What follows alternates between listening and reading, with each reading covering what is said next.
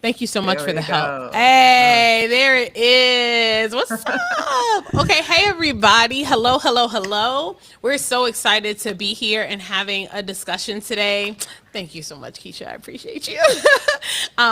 So we're gonna actually be talking. Well, we're gonna be talking about a number of different things. I think that's fair to say. You might notice that Keisha and I are looking two different places. That's because we can see each other two different places, even though you all can only see us one place. So there is a method to the madness of what you're seeing. But we're gonna be talking about basically surviving the matrix, and specifically, how do we continue to move towards our most authentic selves, right? How do we tell the difference between toxic conditioning versus who we really are? How do we live into our power? How do we hone all of the goodness that is in us, right? And to kind of be able to navigate the problematic things that are happening in the world. So, Keisha, if there's anything that you want to add to that and what your vision is of the conversation, That's feel free to perfect. take the floor. No, that's perfect. That's what kind of got me here because I caught you on live one day talking about this. I'm like, I would love to get on here and talk with you, but you were on for a brief moment, and so we connected out offline, and now we're here, so we get to continue the conversation. I'm really excited. Yeah. Well, let's do introductions just for Okay. people who are maybe seeing us for the first time. So, Keisha, you take the floor. Let everyone know who you are, what you do. Also, y'all have to go visit her site. It's bomb. It looks so beautiful. Oh, But thank yeah, you. yeah. But let the people know who you are. My name is Keisha Hamilton. I am a certified life coach and life learner. I'm here. I was in corporate America during the pandemic. I transitioned when I realized the work I wasn't doing wasn't really fulfilling and started looking for something that actually was aligned with my passion. And that's when I found out about life coaching. I didn't even know life coaching was a thing. And yeah, I've been on this journey ever since of like self discovery and self mastery and really just trying to get a better understanding of self and realizing how distracted and how programmed and conditioned we are to be so externally focused and how important it is that we actually, in turn do that inner work and reconnect with who we really are. So that's been my journey, and I've been creating my life coaching around that to help Love it. others that are on this journey because I it was a tough one for me. I had to figure a lot of stuff out on my own. So I am now trying to use what I've learned to help other people on their journey. So I'm really excited. It's really passionate. This is really passionate work for me. So it feels really good. Beautiful. And Thank you. that's what it's all about, right? And I feel like we keep hearing more and more about people leaving like corporate spaces and getting more into their creative bag, their creative energy. Not to say that corporate spaces don't include creativity. I mean, they do in some ways, but I do think we all innately are creators, like we are creative. And so you're like living back into your power in that way and finding purpose. So that's like awesome. Thank When you. something's Yeah. not for you, y'all, leave it. That's a part of navigating the matrix. Indeed. And then for people who are new here and haven't seen me before, my name is Dr. Abena Berry. I am a licensed clinical psychologist. I also am the author of this 5-star rated self-help book called Bold, Black, and Becoming, a psychology guide to heal and thrive. I am a speaker and entrepreneur, and I also do some life coaching as well. So because it goes hand in hand, right? The work that we do, it's all about continuing to help people become their best version of themselves.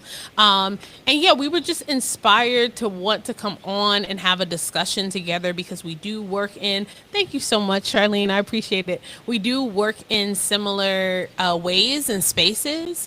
And yeah, so where should we start? I mean, there's so much to say about this topic of just navigating life essentially. Oh, yes, you are from NY. We both are actually, y'all. I was born in the Bronx, so and Yeah, I was partially reading your raised bio there. on the back of your book. I was Yeah, like, oh, she's from out here. What the two New heck? Yorkers.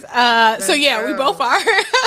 But Keisha still has more of the New York swag in your voice than I do because I also was partially raised here in Chicagoland too, so it got mixed. It got mixed in It's there. interesting to hear the accents mix when you kind of migrate somewhere else. Because Yeah. now when I go to Long Island, my friends tell me I sound like I'm from Albany. I'm like, shut up. Like, no, not at Oh all. Don't do no. that. Right. I do not claim this place. Love it. Well, so yeah, so where should we start? Because I know you kind of felt like you said some things sparked for you, or you felt a little inspired from one of the lives. Do you remember what? because maybe that's where we should start. Like, what was I talking about at the time that made you go, ooh, we should have a discussion? Oh crap! I was about to go pull up the message, but I think I Oh, was because we don't have our, yeah, we can't use our right. devices. I do have my other phone. I don't remember. What was it that we were talking about? Abina, help me. What was it? My memory is not. I talk about so much when I'm on live. I know that it probably was surrounding, like, definitely helping people continue to unlearn toxic conditioning. So I don't know if I was talking about childhood trauma or if I was talking about something else. Well, you did talk about childhood trauma, and that's something I want to touch on as well because I remember you made a post about like you think most of the problems could be solved if people were healed, like if they actually did the work to Yeah. heal their childhood traumas. So I think Yes. that's a good topic to discuss because it's so evident to me now when people are operating from their traumas and unaware, right? I had the conversation with a friend before about like yes, they hurt people, but the worst Yeah. thing is when someone has, like, imagine an open wound and it's bleeding, and every time they get close to someone, they get blood on them, right? And you're like trying to point out, like, hey, you're gonna address that wound, you're bleeding, and they have no idea, they don't believe you, and the more you say it, the more it bleeds, and the more it gets all over. It's like address your wound, like take care of your trauma in order to actually be able to connect and have healthy relationships. But there's so much that we don't understand that's happening. And I love your book because it really breaks down how the brain works and how we respond to life, like the things that are happening automatically in our bodies that we're just not conscious of and we're just succumbing to, and is repeating and just perpetuating this toxicity that we're all navigating now. Yeah, no, 100%. Like helping people understand that like we don't go through things and come out of that, unscathed or without work to do. And a lot of us have been conditioned to see self-work as some kind of negative thing, because there were environments in which people grew up, right, where people were not doing self-work, where they took kind of that I am who I am, take it or leave it approach. They literally said things like that. And that also was a trauma response in itself, right? Human nature is not one of stagnancy.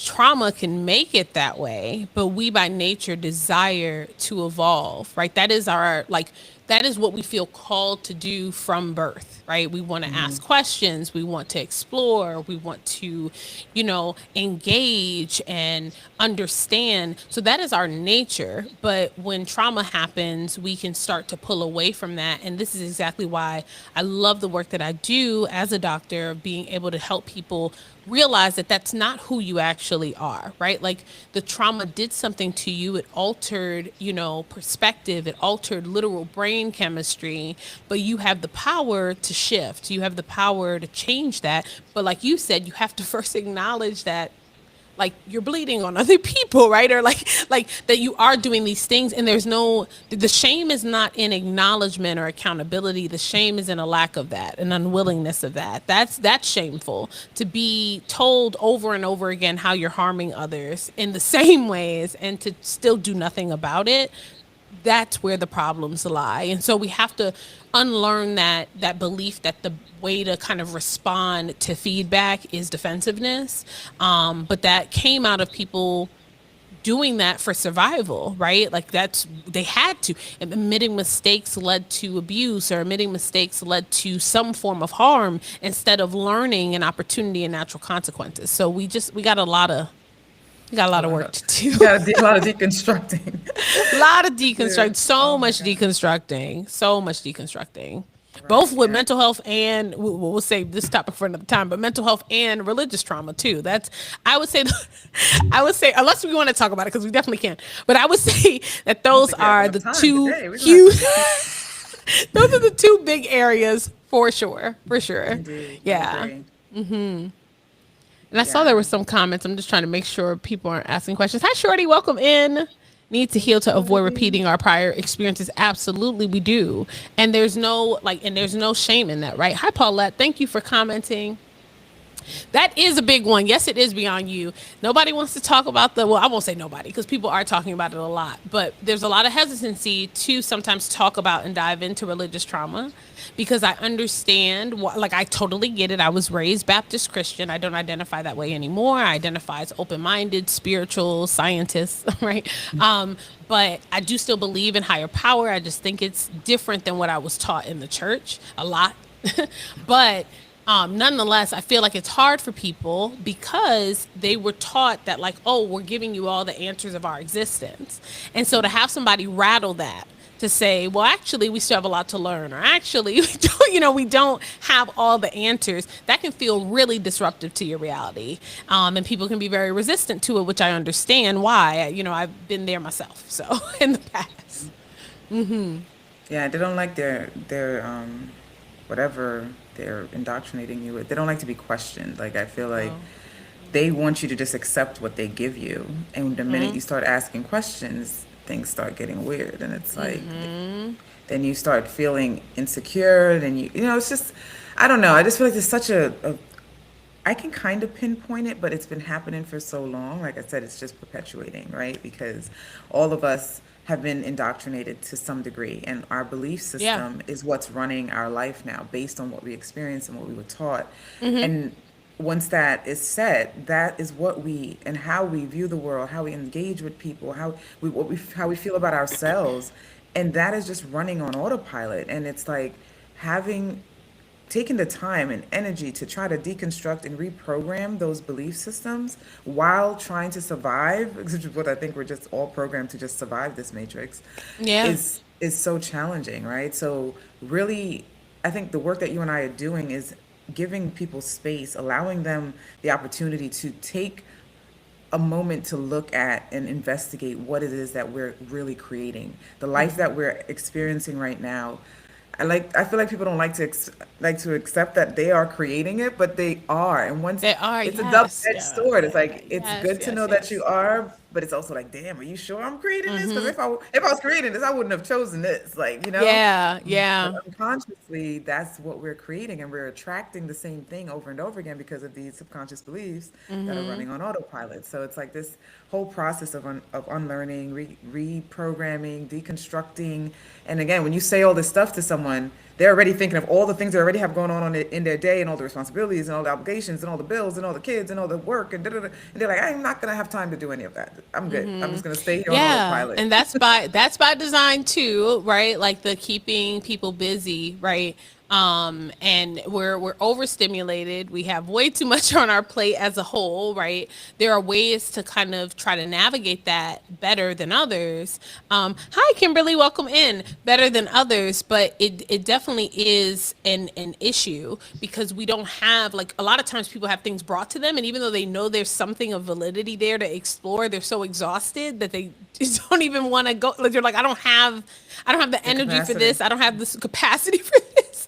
So even though they know, you just want to kind of go back into that autopilot, the default of things. And this is why we'll sometimes want to continue to convince ourselves that the answers that were given to us, right? Even when you think critically about it, like Keisha said, like you're being told not to think for yourself. You're being told that this person is the only, a way to salvation through God or whatever it is, this leader of the church or whatever it may be.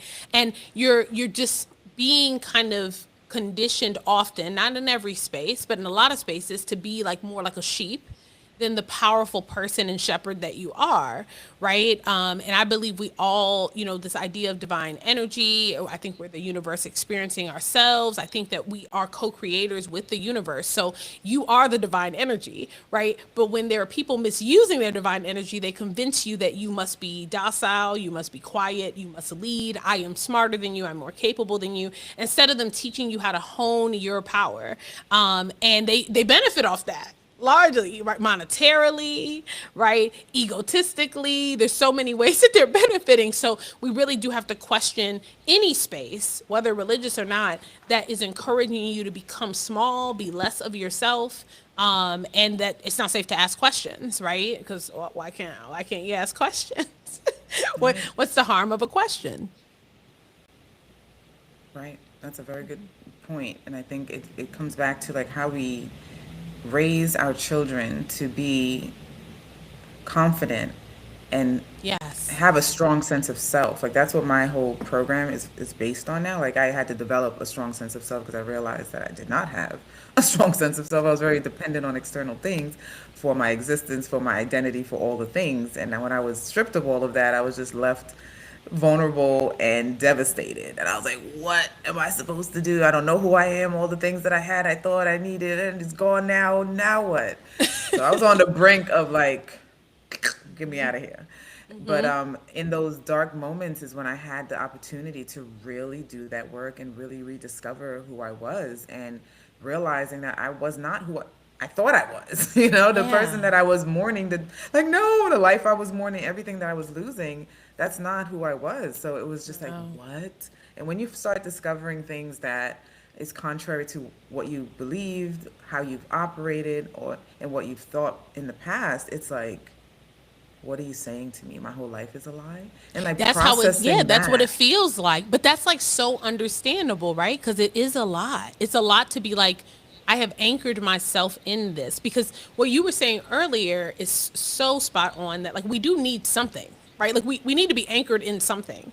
But we've been told you are being given all you need to anchor yourself in forever, right? Like you don't need to evolve from this or learn new things. That's, or at least that's the messaging that people often get. So when you come and you're like, hey, actually there's more to learn, or you can anchor yourself in different things as you explore, as you grow, as you seek. People are like, what? No. And it feels like even more of a existential crisis, because you were given honestly information that's just false, right?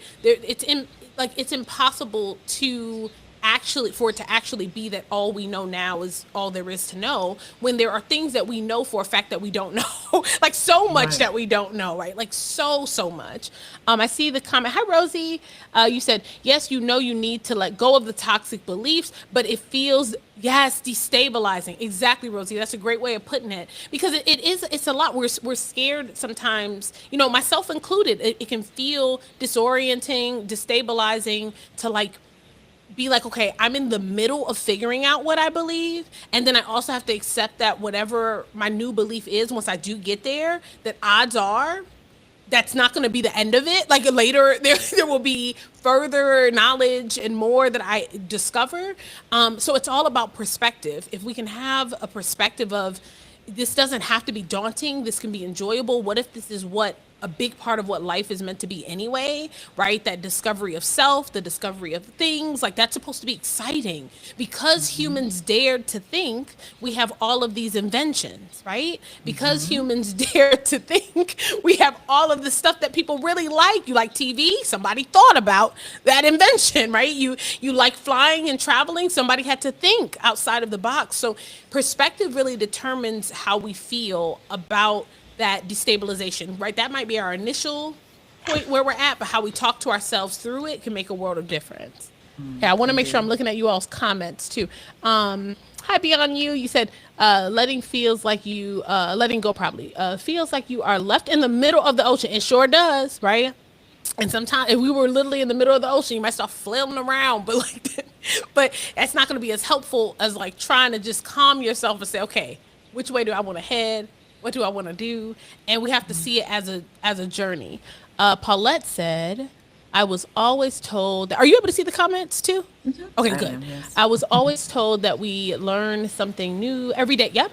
And if we don't, we are not paying attention. Woo, that's powerful. Who said that to you, Paulette? That's a good thing to live by. That's awesome. Hearing that growing up, that's the kind of messaging we need. Yeah, so I wanted to ask you, Yeah. Doc.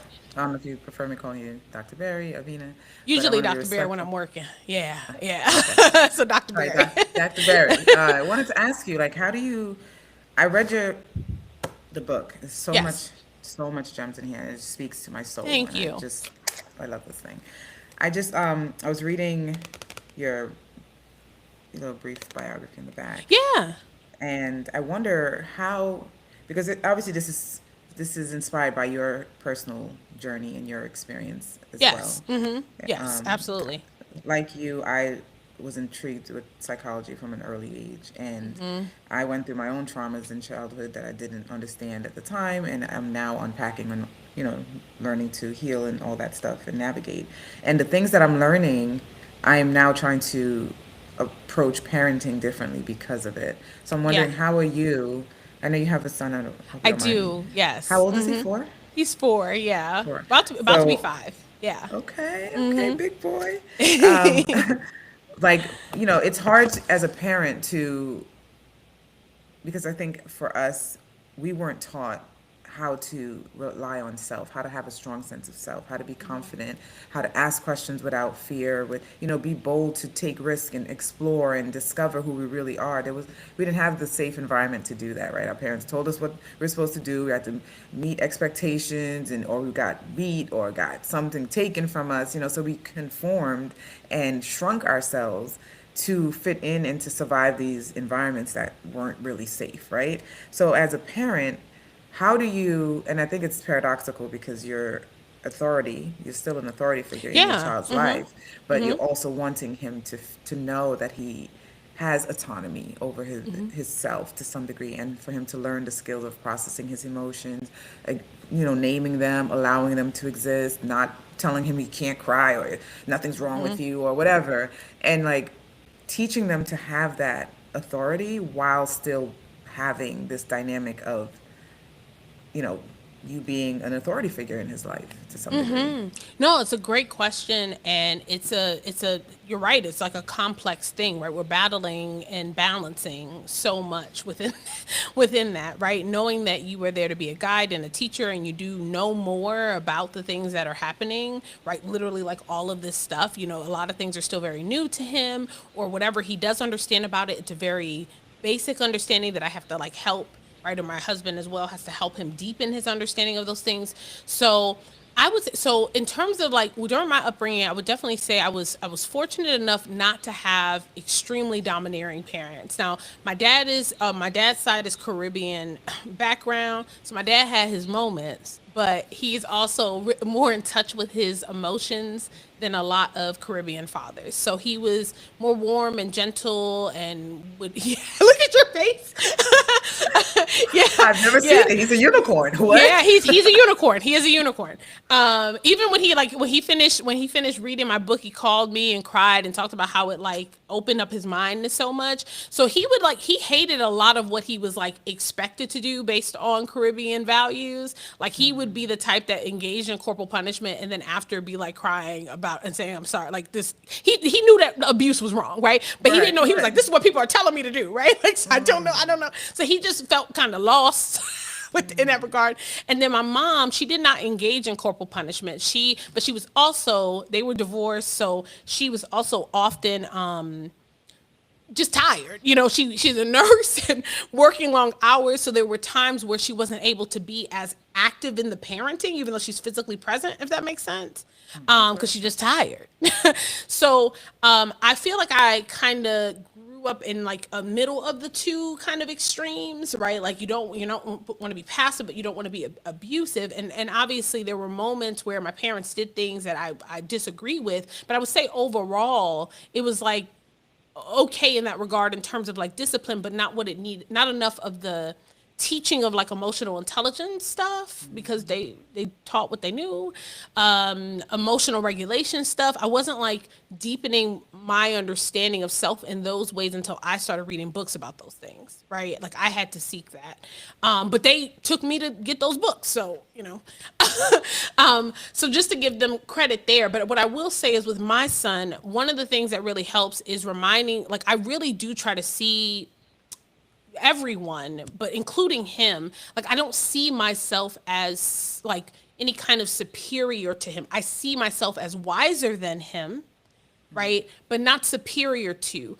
I believe in the mutual respect. I absolutely, my husband and myself, there are moments where no is no, but but he's still allowed to, of course, ask a question or like, or express his frustrations or his disappointments. Like even now he understands, like he can say, like even yesterday he had to go up to his room because he was having a hard time. It was like, you need to go like sit in your room, and reflect and be in there. And he was like, I don't want to. And we say to him like, yeah, but this is not only about what we want to do. This is about what we need to do in this moment. And you are having a hard time. You need to remove yourself from this environment and go sit with yourself. And he stormed upstairs, but he was like, I'm disappointed, right? And we taught him that that's what that emotion is. It's like you're feeling disappointment. And you're allowed to feel disappointed, but my job is to also teach you that you are not going to be able to do everything you want to do all the time. I don't even get to do everything I want to do all the time.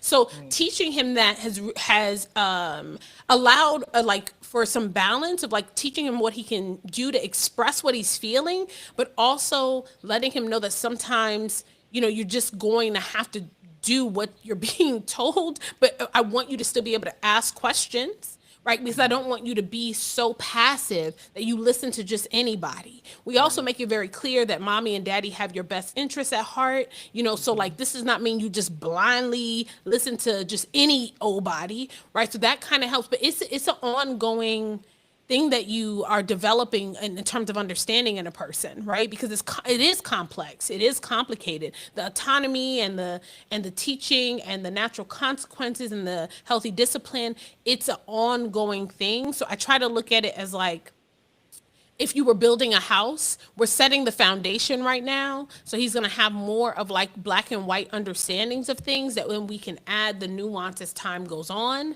But this is why the raising and the development of the brain, it's decades. So you just do the best you can with the situation that's in front of you, and make space for his voice.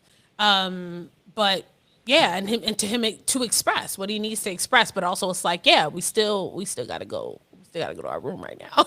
Like it's like I hear you. I get why you're upset about it. I get why you're mad you can't have another cookie. All of that makes total sense to me. I also know that you don't understand that cookies are not nourishment, right? I also know, right? So I see the wisdom of, and then I'm teaching him that, like, you think cookies are like a meal. They're not. And eventually you'll learn that they're not. But I have to understand that right now you don't get that. So you're going to have a different response. But yeah, it's definitely a process. Indeed, It's a indeed. I'm proud process. of you. It's so valuable to hear how you navigate that because I think even as we continue to perpetuate the toxicity, right? We realize how unhealed we are, and our Yeah. responses to our kids sometimes isn't filtered through this, you know, this information that you're sharing and how you're able to navigate it. So we respond or react from our triggers, and then it becomes, this whole situation. So I am grateful to have found you, to have found your book, to be able to, have information like this to help me on my journey of parenting differently, because it's important, because we're raising the next generation. If we want to stop The perpetuating this, we have to cycles, do our yeah. part. So Yeah. that's what we're doing. There was a Yeah, people comment in have to here. really. Oh yeah, yeah. Let's Sorry, start with the people have to. comment. No, no, no. I just was gonna respond to what you said, but yeah, let's do the comment and then I will respond. Or Kimberly maybe. Dimples. Yeah, Kimberly, I see it. I have an issue with others judging when we change our beliefs or perspectives as we grow and learn. Yes, okay, Kimberly. So we'll start responding to that in a sec, but I definitely want to respond to what Keisha just shared. Yeah, your willingness, like the fact that you even want to do different, and not just like wanting it, but you're taking steps, like that makes a world of difference already. Really everything comes back down to perspective. So like, okay, so this is a prime example, and I think I even mentioned it in the book, if I remember, like briefly. Like we've been conditioned to say like terrible twos, right? But the problem is that I also understand and the power of perspective.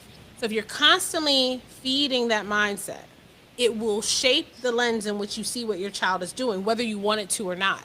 And then it increases the likelihood of you being reactive. I'm just as human as everyone else. So we all have reactive moments, and then we have to change our behavior, apologize, all of that stuff. But we also got to think, what could I be doing differently to set myself up for success in these more challenging interactions. And it starts by choosing to see your child through their developmental lens instead of the sayings that people came up with because they did not understand human development. I promise you, whoever said terrible twos did not know anything about human development. That was Right. them projecting that onto that child and saying, "What's wrong with you?" Right?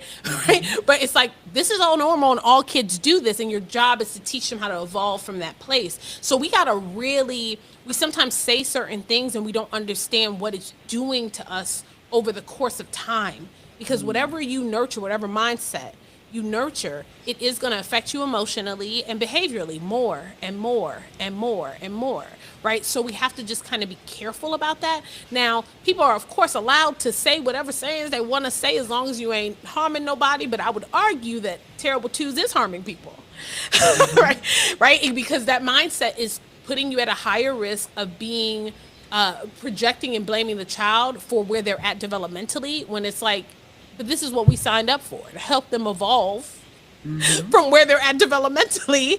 And this is just what 2-year-olds do. So that would be a better saying. Like, This is 2-year-olds just what acting like a 2-year-olds do. 2-year-old. Yeah, that's what they be doing, right? Like, and then, so what do they need? You know, like, Right. how do I help? Right. That would be a That looks healthier appropriate. perspective. Yeah, it'd be like, that was expected. The Right, book said you right. was going to do that, right? Because Right. your frontal lobe ain't developed, right? That would be a Right. You know, healthy. I struggle because I have older adult children, right? And knowing Oh, yeah.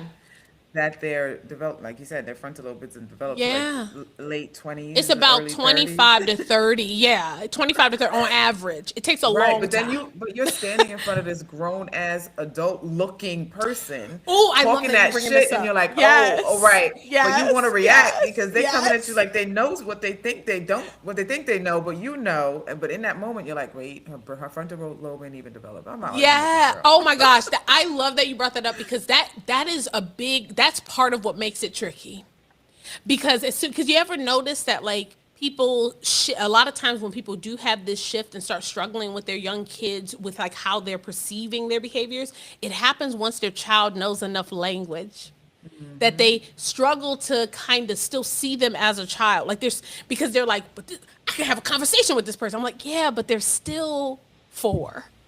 Like, and even a lot of the conversation you're having with them, their understanding of what they're saying is so more basic than your understanding, right? So, like, I know one thing that can be really frustrating about that age range when kids are really young, is the whole, your kid will say no when they actually mean yes, right? So then you'll be like, do you want the snack? And they're like, no, right? And then you're like, okay. And they're like, yeah, I actually want it. So the part of how we've broken that habit, because that's like such a normal developmental habit, it happens because, number one, our processing speed is so slow when we're that young. 2, we have a human desire to just want to, like, there's a pull to like want to be right sometimes, or to be the one to make the decision or whatever. Like, you want to have thought of something first. It's why kids fight on the playground, or like, I want to do this first. I want to do, and it's like when we mature emotionally, we realize that doesn't actually matter, right? But it also shows us, it actually shows us though how we come into the world. There's like this pull of like, I want it to be my idea. I want it to be right. And we have to teach somebody how to like regulate and move beyond that kind of basic way of kind of operating in the world. So your child might say no when they mean yes. And we taught our son that, like, when we ask a question, if he says no and we know that it's something he probably actually maybe wants and he just answered too quickly, we'll say, Elliot, what do we say when we want something? And he'll say yes. And what do we say when we don't want something? And he'll say no. So we have taught him that like mantra. And then we'll say, so I'm going to ask you again, and I want you to think. And he'll literally go, and then he'll pause this time and then give the answer he actually means. And it has decreased. It has decreased like the outburst and the all of that, to help him just realize you got to think and not just react, buddy. Because he's reacting, right? He just, no. Right. And it's like, but did you even take in what I said? So by teaching him to slow down, it can really help. But you're right. Even when your kids are like 20 or whatever, they still develop. They're still developing, and it can still have some of this be like, it's gotten better, right? Because you've been teaching them, but it's still there, and it's still something they have to like manage, and it can be frustrating. It and definitely hard can. when you like you look like you my age and know what I know, but it's like they're not yet. Yeah, and that's when we have to like do that, we have to slow down and remind ourselves, We have and to we not have be to reactive. alter our approach to the appropriate developmental stage they're in. It's like Yes. they're acting appropriately. This is exactly what they're supposed to be doing. Yep. And But it's like, I, how my do I, thing, what is, and I like to think of it through the lens of this behavior. What is it telling me you need more of? Right? What help are you needing? Right? right. Right. So for him, it was like, for my son, it was like, okay, you need practice with slowing down before you answer. So let me come up with something that helps you do that more naturally and organically over time, right? So that we can have more of a conversation where you're actually taking the time you need to process the question. For your kids, there's going to be something there too that you can kind of identify and say, if I'm seeing a pattern, think of the patterns as like, if this was a class, what need am I going to want to meet in this class of the teaching based on the pattern I'm seeing, right? That can That's a help good one. so much to see it through the lens of like, if this keeps happening, what is my child struggling with? And how can I come up with a maybe even creative way to be the teacher of the skill they're needing more of, or the awareness, which is also skill, that they're needing more of to help them. And then I can just kind of help keeping us in that mind of like, we're the teacher, right? And they're reflecting something to us that they're needing guidance on, whether they realize it or not, right?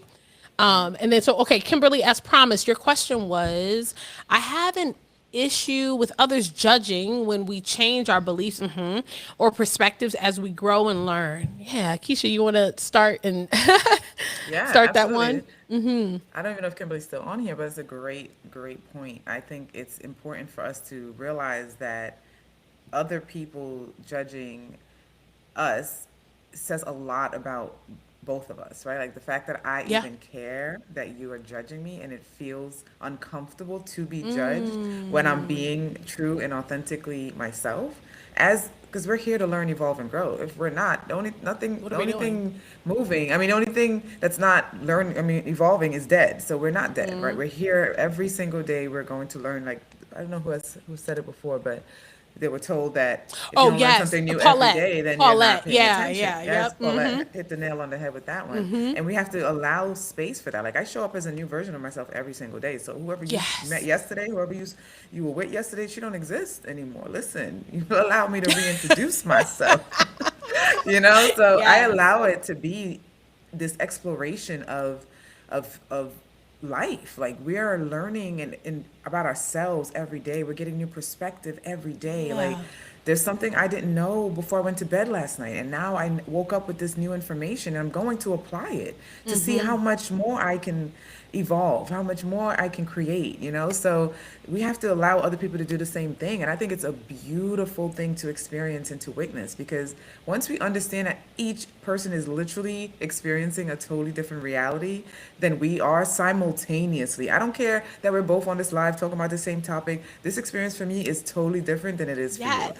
And Yes. I Yeah. marvel at that. Like that excites Isn't it me so cool? much. Right? It's so Perspective is cool. everything, right? It's the lens we choose. So a lot of this is shifting that perspective. So yeah, everything Keisha just said is about like what I would encourage, right, Kimberly, saying to help you with regulating, be like, what am I telling myself about that judgment though?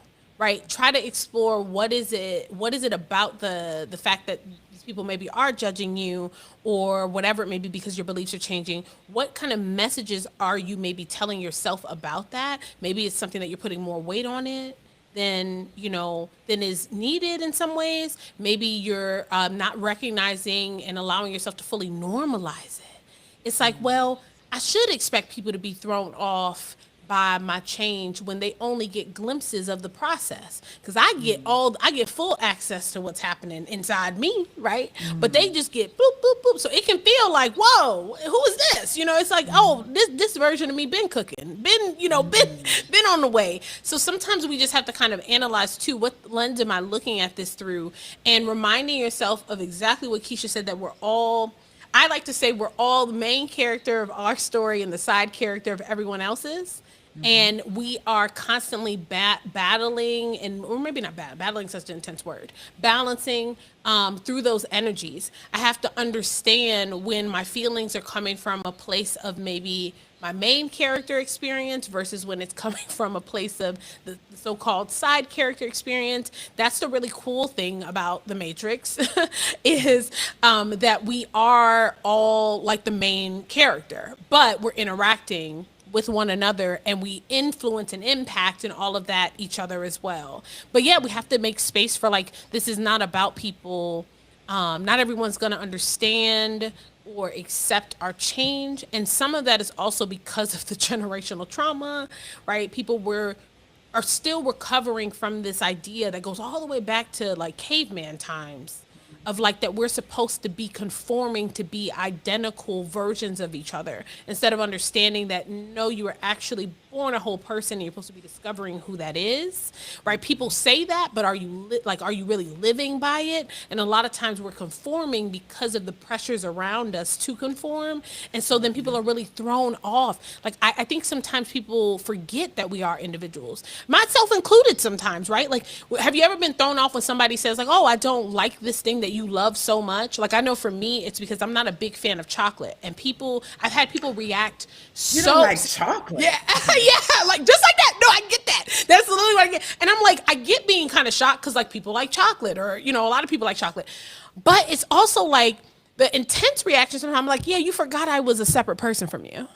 Like there's a level of that is rooted in like, you forgot I'm an individual and that we're not exactly the same. And there are a lot of people who don't like chocolate. I'm not I've met many, and there's 9 billion people. So it's kind of like interesting that we forget, like, but if there's almost 9 billion people, then of course there's going to be a lot of people who don't like this thing that I love, right? But we forget because a lot of us were taught to be more of like an extension of our parents or whoever else instead of an individual, right?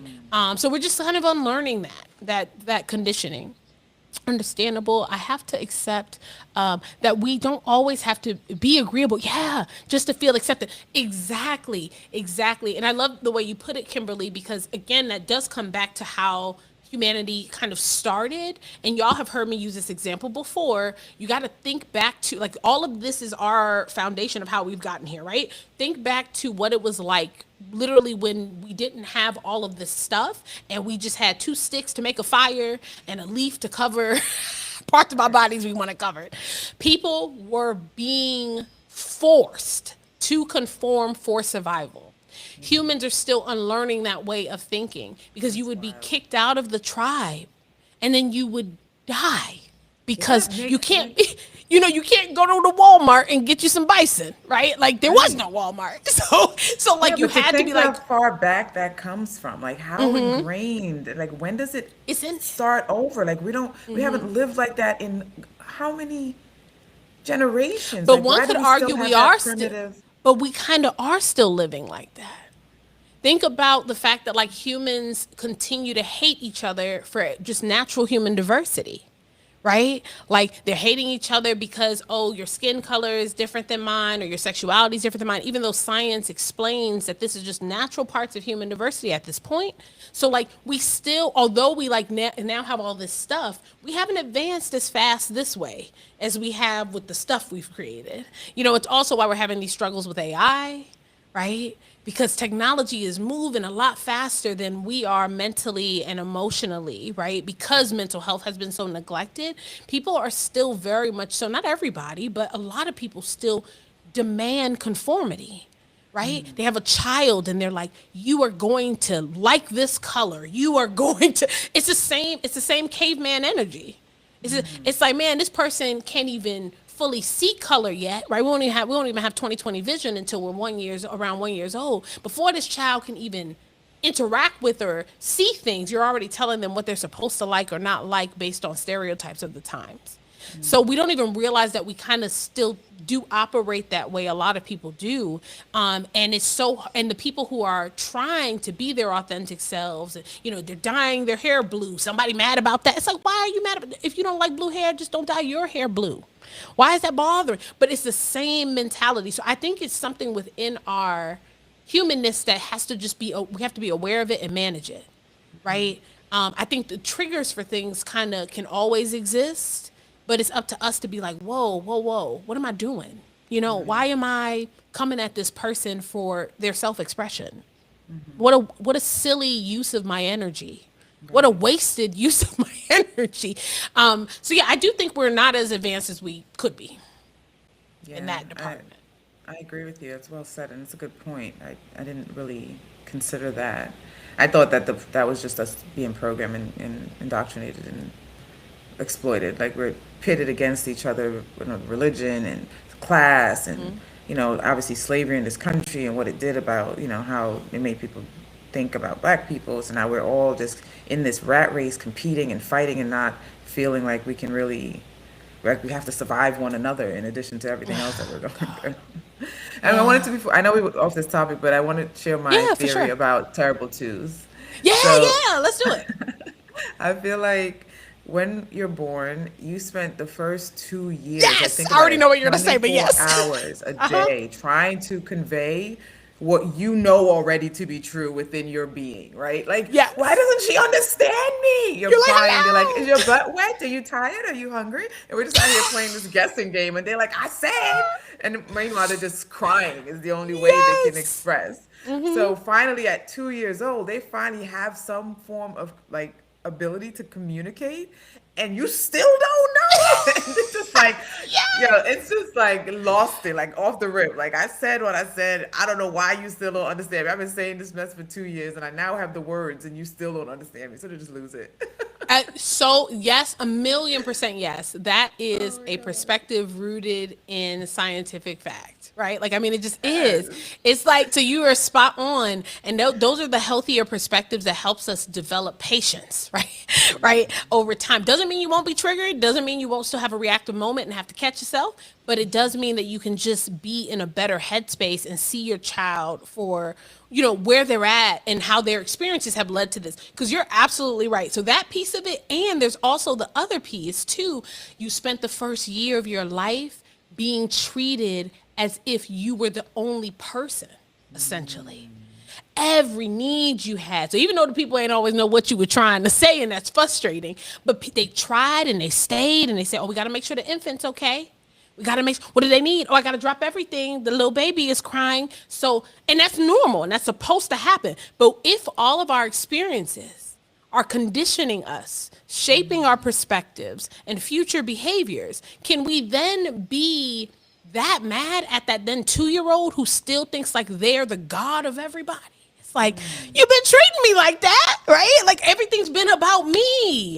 So what you mean I can't have this toy I just saw on the television? What do you mean? What does this know? Where was this Right. no when I used to cry for bottles? I never heard that, right? What is this new stuff? So you have to like give some space for that unlearning and the like balancing out of like, oh, now that you don't need me for every little thing and you're more capable of an able-bodied or whatever, like I'm starting to show you and teach you that I'm a person too. But our first year of life, especially the first like 6 to 8 months, we kind of people, the way that our dynamics are, it's very transactional, one way. It's you're giving me what I need because it has to be that way for the baby's survival. And so you then, yes, have to teach, and help start nurturing this idea that you're a person to this little person. They didn't know you as being a person. They knew you as being a source of their needs. That's all they knew. So now this is why it's so important to set the boundaries. And it's like it's so important. I know it's so adorable when your kid is like ha ha ha ha ha and they want to eat your food all the time and stuff. But it's also important that you teach your baby like, I'm a human being too and I need to eat and I already fed you. Right. Right? It doesn't mean I'm never gonna share my snack, right? But like you just ate, right? And I want you to understand that like I need to eat and it's up to me to model that to you, right? To model that to you. Because like my son, he's now at the point where he'll still orbit when people are eating, but he don't ask as much, right? He understands that like I just ate, but it took almost 5 years, right, to get to this point. So it's, you got to feed the brain over time. It takes time for things to stick. But because we would tell him like, I'm not obligated to share my food with you. I am obligated to make sure you are fed. But to share my food, no, I'm a person. Mommy has to eat, daddy has to eat too. You already ate your breakfast, right? Can I eat my breakfast? I fed you first, right? And so that's how you teach social awareness, empathy, right, for other people. And we don't even realize that when we fail to do that, it's all about patterns and what we do the most, right? Of course, it's not like if you give your kid your breakfast one time, it's like, oh my God, they're gonna be a narcissist. No, that's not how this works. But it's like, what am I doing habitually? And what messages is that sending? Am I helping my child like understand relationships in a healthy way? Or am I still sending them that message that everyone is of service to them all the time and they can have whatever they want? And when they don't get it, then they can just throw a tantrum and still get it. It's like, so we just gotta be careful because this is how we end up with certain behavioral issues as an adult, including personality disorders, right? Like Right. there are certain parenting styles that we know increase the likelihood of that. Yeah. We I think have we're to all be, a victim of our parenting style, right? Like we all developed yeah, some yeah, kind of. I know I did. I was not the healthiest person in relationships. I didn't know how to communicate well. I mean, I yeah. did. Oh yeah, I guess. I wasn't as emotionally aware or intelligent or whatever. Like all the things, like learning how to process my own emotions, knowing, when I'm triggered, it's not something that they like. I was blaming. I was like very judgmental and controlling and just all these things that I used to do because I that's what I used to keep myself safe in every situation. So in relationships too. And again, the same like you said earlier, like that's just who I am. That's just how I am. Deal with it or not. Not And literally that's what taking you heard from time. people, right? Kind of growing up. That's how they handled when you kind of held the mirror up to them or someone did. They were like, "Well, this is Aunt Shirley. This is how Aunt Shirley be," right? And so everybody just goes, "Oh, that's how that person is," and it doesn't help for growth. But that's great that you're using the self awareness to manage yourself. Because I really think that all of these things are just normal parts of the human experience. We're supposed to be learning to manage it well, though, and Right. take accountability for it so that it doesn't do harm to ourselves or other people. I think it's natural to see somebody eating something that look good and being like, man, wonder what that tastes like, right? But Right, then right. my self management is, but I just ate, they haven't eaten, like I'm not even hungry, not for real, you know. That's the part that has to kind of be learned and nurtured within us. And then even when we know that, we have to choose to use those tools in the moments when it matters. Like the self management like literally never ends. It just doesn't. It can't because Right. we're alive, you know. Right. So It's true. It's true. bye, Savannah. Thanks for being here. We have to be willing to learn from them. Yes, they are giving us information. Yeah, everyone is giving us information.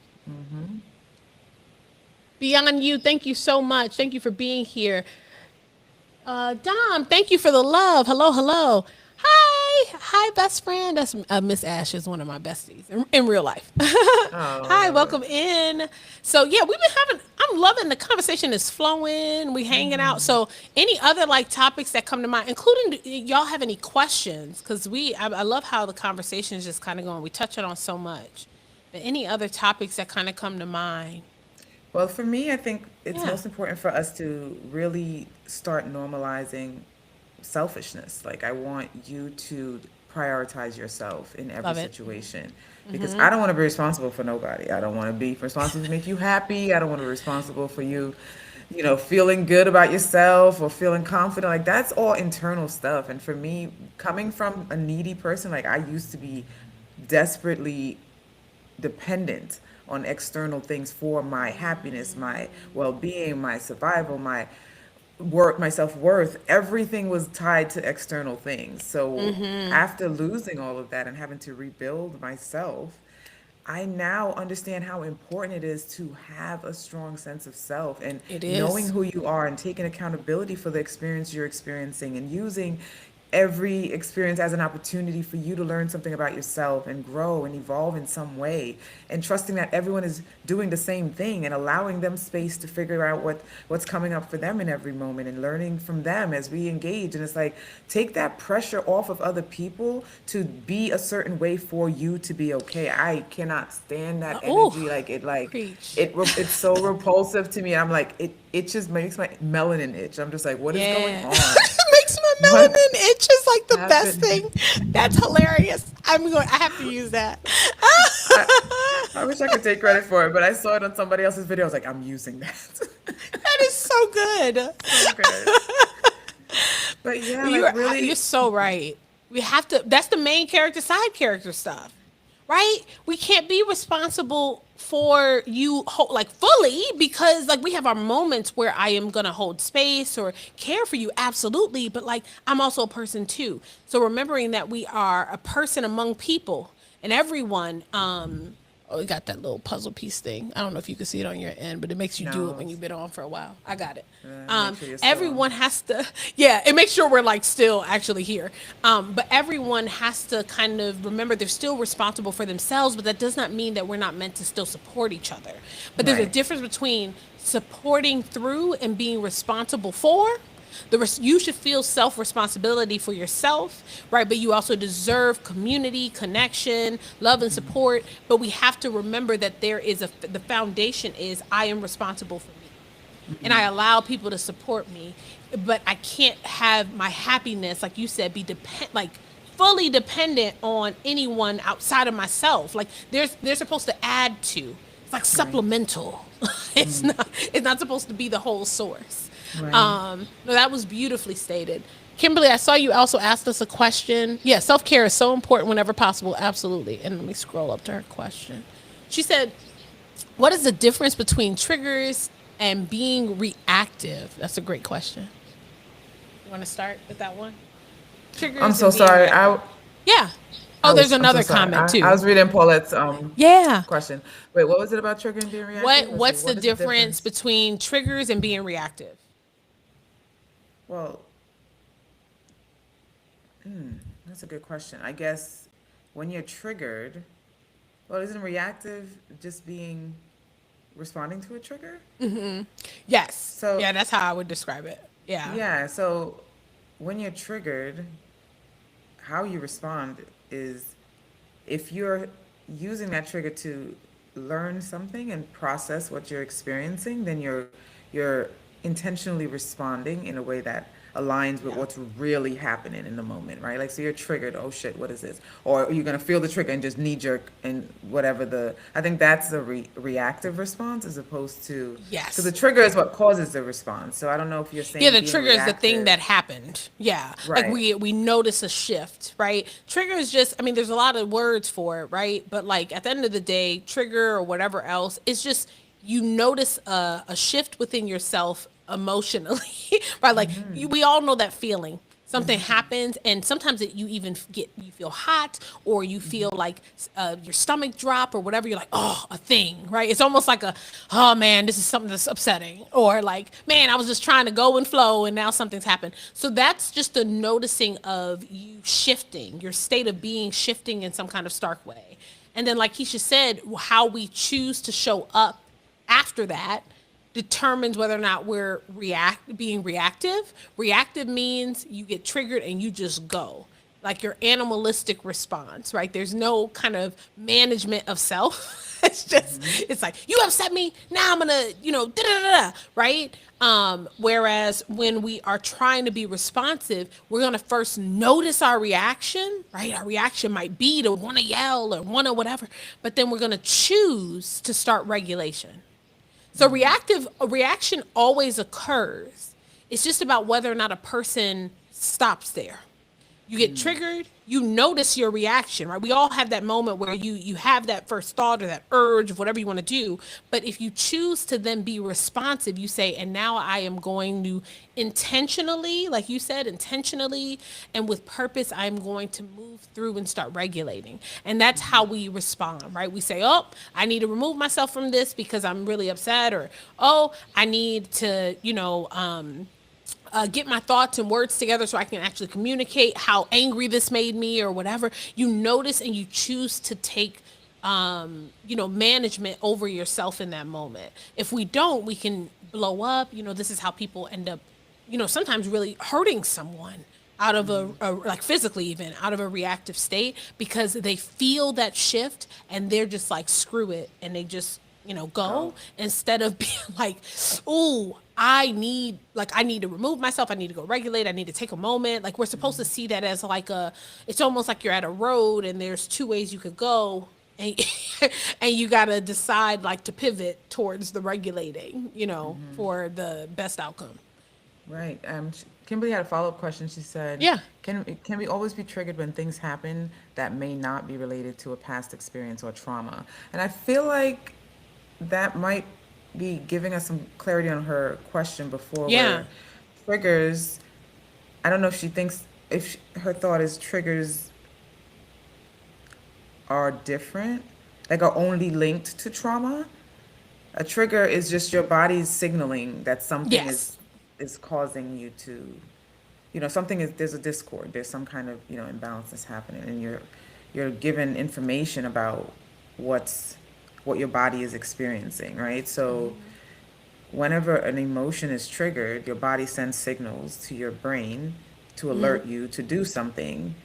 And it's usually linked to something that happened in the past, because your brain is constantly scanning your environment and linking it to something that has already happened to fast track a response that feels most appropriate to keep you safe and alive in this moment.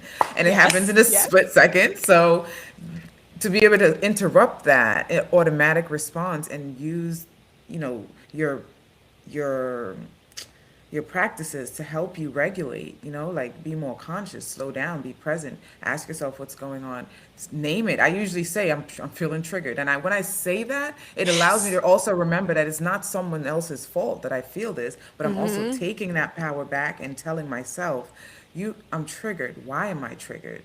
Because I'm not gonna be like, you made me mad. Like that means you have control over me, and I will never give anybody control Yes. Yes. ever again. I would never say that again. Like, I don't ever want to be in a position to be like, you made me do that. You made me mad. Like, what? I'm the all powerful genie.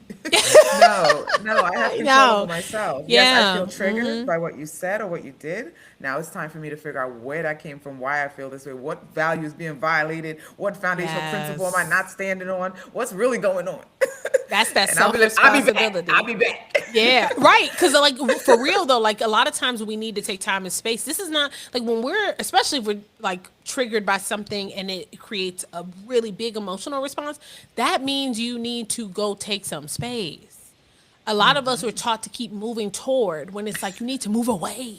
Y'all need to Right. go think, cry, process with some people, right? Get all of the more aggressive energy out, tame the fire so that you can come back. It's like the difference between like a forest fire that's out of control versus a fire that you like are holding on a candle. You want to get it to a candle where it's like, I'm still angry, but I understand the anger. I know how to communicate it now. I have better words than just F you. Like I have figured it out. So I'm gonna come back now. So you have to give yourself time. Regulation takes time. To regulate yourself is a intentional and purposeful thing. And you said being conscious. Yes, it's like bringing yourself back to that conscious state of like, wait, what's going on?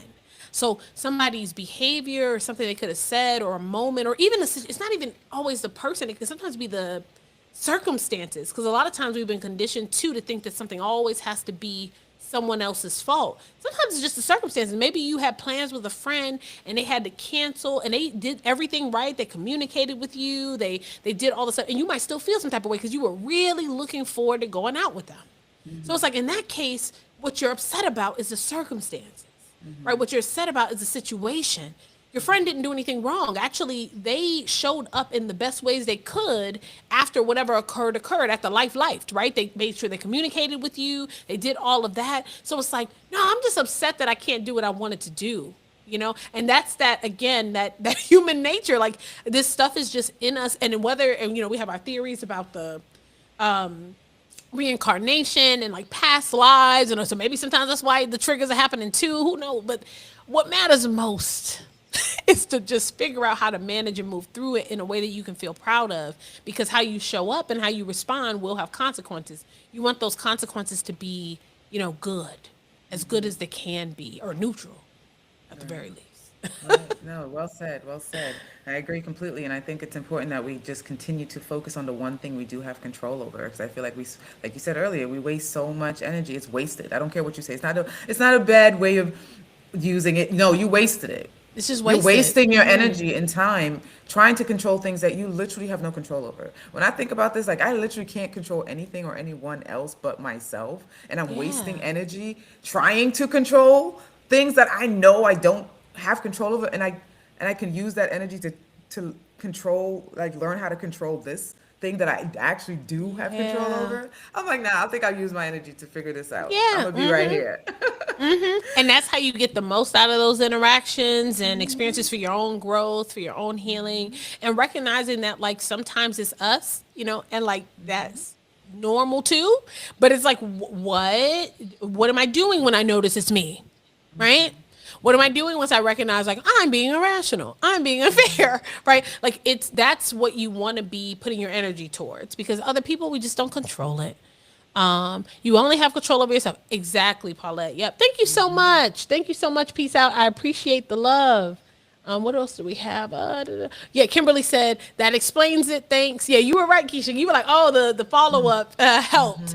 Yeah, some people have said that to me. Yeah, it's just we all get triggered. Think of trigger just means I'm having big feelings right now. Like that's the easiest way of thinking. It has such a negative connotation, but when we remember it in the lens of our shared humanity, it just means I'm having big feelings right now. And these big feelings may or may not be related to what's happening in this present moment fully. I would argue it's never just related to what's happening in the present moment, because it can't be, because we're a product of our past too, right? So it's just like, I'm having big feelings. Imagine if we just talk to ourselves about these things through a lens of normalcy. Like Keisha said, we'd start putting our energy towards managing and getting better at it. But we've been taught toxic shame and all of these things around this stuff, because there's healthy shame, but toxic shame is like feeling like something's wrong with you or you're broken because of these normal human experiences. And then you end up Right. wasting energy, Right. right? Because you're like, well, I don't want to be broken, so I'm going to just pretend this isn't happening, right? Instead of being like, well, I'm not broken. This is just literally part of being a human, right?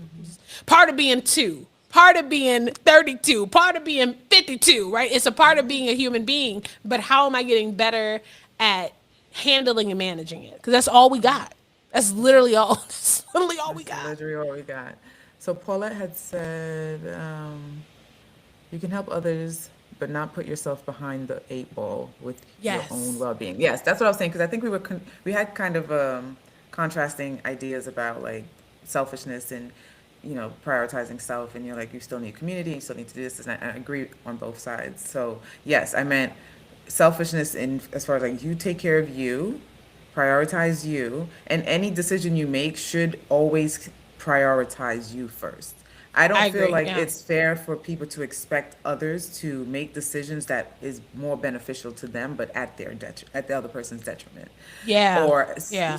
if you abandon yourself, or you're violating your values, or you're not feeling in alignment with the decision you're making, but you're only doing it to preserve a relationship or not get someone upset or to not hurt their feelings, or you're avoiding emotions again. Like emotions are going to come Yeah. up. The Like I'm not avoiding, going to it's just going to choose. happen, bro. I'm not going to make a choice out of trying to avoid emotions. Like Because you we can't. should be we should be able to process what comes up for both of us when this decision is made. Like I'm making a decision I think is best for me in this moment. I understand feelings may come up. You have space. Let's figure out why and what's going on. You made me mad. How could you make that decision knowing it made me feel this way and I like this, and you didn't even think about me first before you made that decision? I'm sorry, is this my life I'm living or yours? So confused. So confused. And also, it's not even like always true that you didn't think about or consider that person's feelings, right? But the Sometimes people expectation that I use it. even should first is crazy. Yeah. Like why But are we like, and then people saying that too, like as if because I would argue that even when we're thinking about putting ourselves first, you usually are still processing it. If you're doing that well, you're still understanding that that other person has feelings, right. right? Right. And that's going to cross your mind. And that's probably going to show up in how you communicate the thing. Right. So you're Right. gonna say, I'm gonna do what's best for me, but I also know you're a person with feelings. So Right. when I communicate to you that, hey, this is what I've decided, I'm gonna be considerate of your humanity with the quality of my communication. But it doesn't mean, but people, like you said, mistake it as, if you're considering me, right? It should be that you do what I want you to do. Right. No, right? Like no, it's like the example we were just talking about earlier about like okay, you want some of my food, but I'm thinking about the fact that I am hungry and have not eaten. right? I understand that you like this food. It's not like I don't get that or what you feel, right? Or what you desire. I get that. But like Keisha said, if I always imagine if every time you like what's on my plate, I'm like, well, you can just have it. I'm gonna starve. So like that does not work. I have to be like, no, I get it. I do understand your perspective and where you're coming from, but I recognize that prioritizing my needs like is important. And so I have to do Absolutely. that, you know? So Right. 100%. I And you're consider that setting just a being good like example with your, self-focused. yeah, you're setting a great example with your son in doing that as well, because then it shows him that he doesn't have to self-sacrifice for someone else either. Because All we the do these time, things yeah. thinking we're actually doing the best thing for our kids by putting them first and prioritizing them and putting our feelings and our needs and our desires aside for them. And it's like our focus is this kid and we got to do it. And then we build up this resentment because if they don't turn out the way we expected them to, and all the work and all the things I sacrificed for you, and now you're not, it's like this blame and this pressure now on this kid to become who this parent need them to be because of all the things they sacrificed. And it's like, I need to eat too. I understand that Yeah. you see And my you got, food and and you all want of it. these things have messages. Like, if we remember to see our behaviors as That's messages, message. I then we love that. won't be surprised. Because you'll be like, why didn't you turn out the way I thought? You're so selfish and you're so whatever, da da da. Or you don't consider other people. And it's like, did you teach your child to consider other people when you were Right. when you were Did, constantly just giving them everything they wanted, and did now you you're model that wondering why? consideration Yeah, that you you're didn't asking? model consideration. You have They to model mimic it. You have to be like, they mimic hey, what your model, what you model. right. That's what It's they like, do. man, your kid trying to follow you in the bathroom all the time. It's like, tell them, hey, I would like to go to the bathroom by myself. Right. Right. That's how you model them being aware of other people. Right. And the fact that those people have needs. And so you have to you have to ask yourself where the behavior, because the intentions usually are like, I want my child to be, self-aware and socially aware and empathetic and all that stuff. But then we have to say, but do my behavioral choices, is that the lesson? Like, are those the lessons that they give to my child? Or does it give a lesson of they are literally the center of the universe and they come before everyone, and then you're wondering why they're struggling so much in their adult relationships, or even worse, they're abusive in their adult relationships, right? But it's like you taught them that people are of service to them only, right? And you didn't mean to. You didn't Right. mean to, right? But we weren't not enough of us were taught to see behaviors as communication. Like, and I know we hear that, we've heard that before, but do you live by it? Do Right. you really say, what message does my behaviors send? Right. Right? I can't be wanting on one side for my child to understand how to be considerate of other people's needs when I am often modeling through my behaviors that they don't have to be. Right. It's just we got to just remember, if we remember that That's behaviors equal self-awareness, right? communication. It's just self-awareness. It's just Behavior self-awareness, because breakdown. when people really say like, I don't know how things turn out this way, I believe them. Behavior equals They, what? like when they're like, I don't know how things turned out this way, I believe them. I really think they don't, because a lot of They're times not self-aware.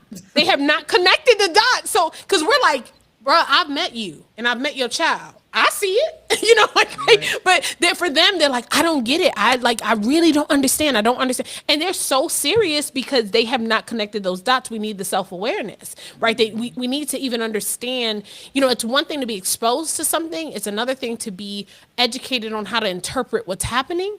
And that's why emotional intelligence and education on human development in general is imperative. Like, it's so important for all of us, because people really don't understand what's happening when they do Right. certain things or what they're teaching. And they don't even understand that these things are teaching things, right? It's just like, Right. oh yeah, this is just what we do here. And it's like, no, Right. it's sending messages and literally altering your brain, the brain of that developing child.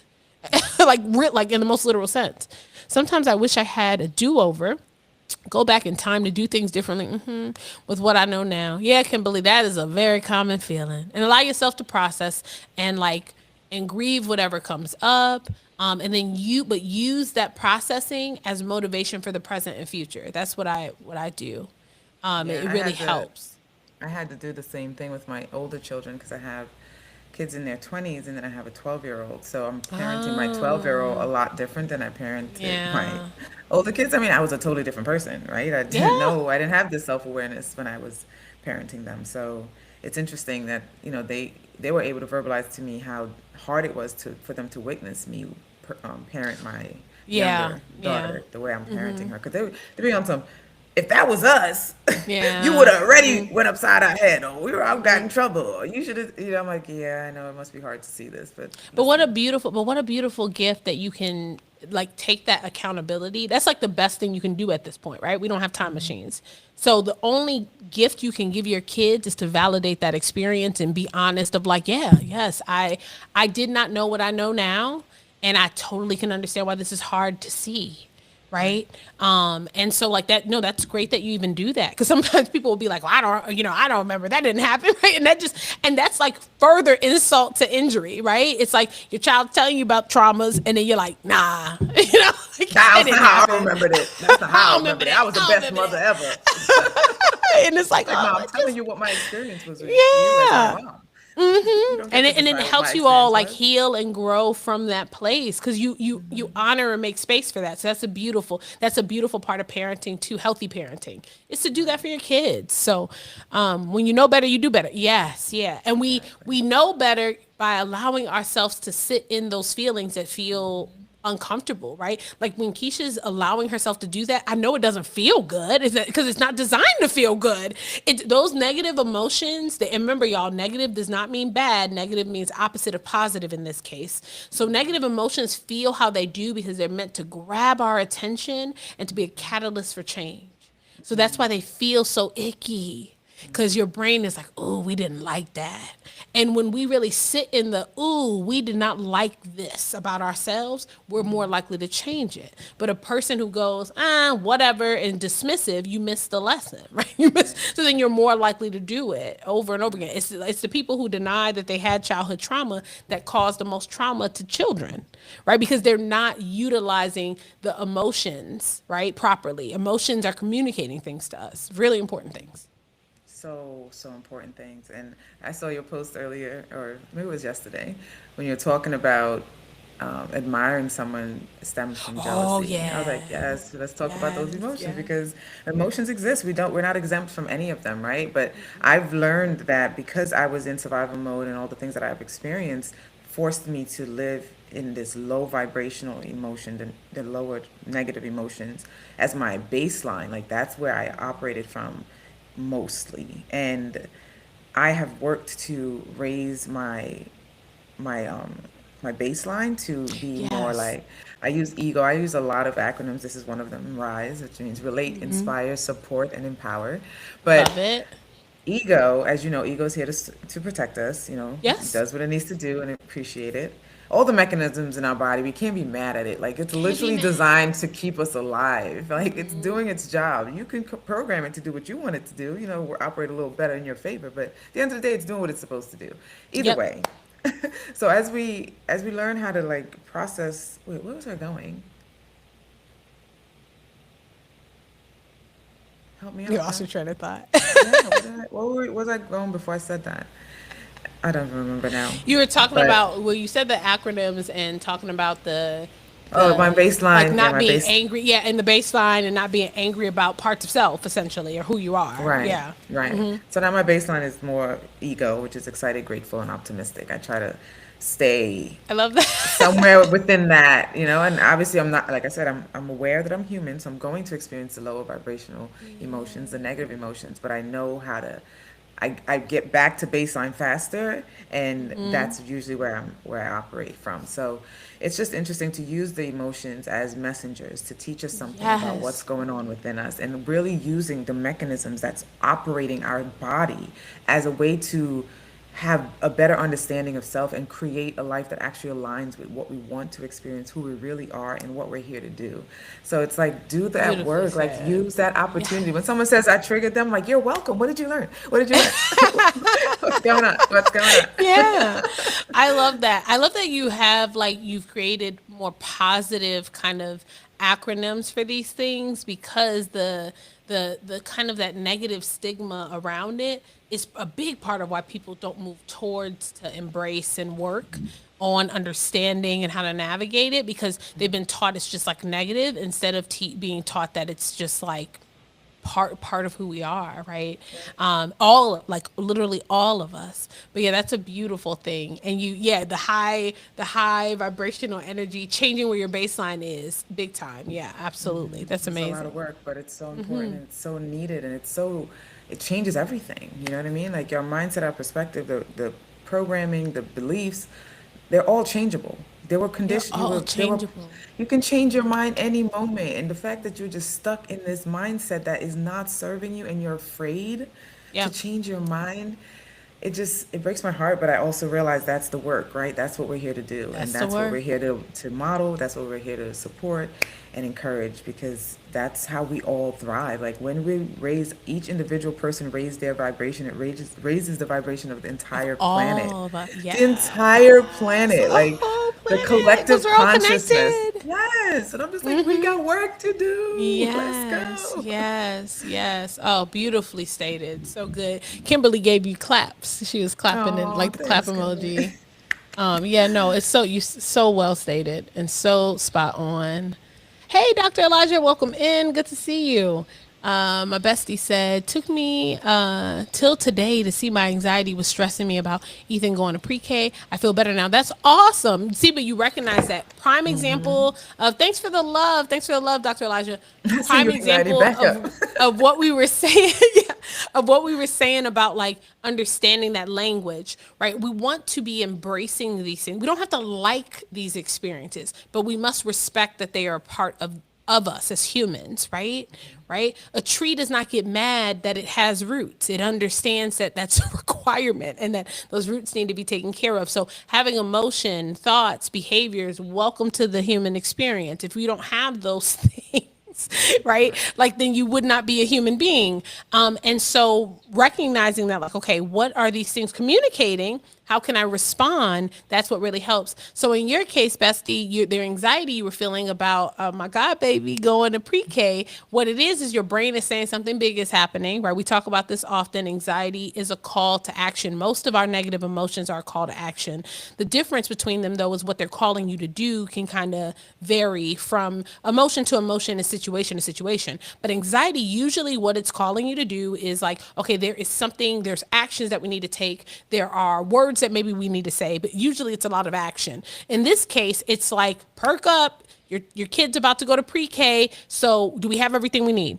Do we know what's needed for the first day? Do we have the address to the school? Do we have that outfit yet that we know that he's going to wear? Do we know who the teacher is? Your brain's not punishing you. Your brain is alerting you, because when you're in that like kind of just the homeostasis, there's no like sense of urgency to figure anything out. Because you just like la di da di da. Next thing you know, the first day of school is there, right? And you're ill prepared. So your brain is like, oh, something's happening. So we need to take steps. But it can feel very overwhelming when it first happens. So then we have to like take some deep breaths, right? You can tell the anxiety to back up. You can say, hey, like you said, I got it, brain, duly noted. I understand this stuff, take care of. But if you keep alerting me like this, right, I feel debilitated. So I need to now break things down into little steps, right? Okay, let me do this first, and this first, and this first. And then what happens is the anxiety dissipates is because you answered that call to action. That's all anxiety is trying to get us to do. Grab our attention and to respond to the situation. As long as the thoughts are rational anyway. If it's irrational, it's a little different. Right. Well said. I agree. I do have to hop off because I have a 6 o'clock, and Yes, it's yes. already 5:30. I don't know how Oh time is yeah, it flying went so so fast. fast. Yeah, this is the We time have we to were do this planning to again. go. I loved I would love to do this again. This was wonderful. Thank you so much for hanging out and your time, and it worked out good. So I'm glad we got everything figured out. Thank y'all all for being here as well and for watching. Hopefully you enjoyed the conversation. Yeah, and Keisha and I will do this again sometime soon. So y'all will see us together again on the live. But y'all have a wonderful day. Take good care, and we'll talk to y'all again another time. Bye. Bye. Awesome. This was great. Yeah, I'm ending us on TikTok. That should do it for both of us. Yep. This was so great. Oh, Bye, so YouTube.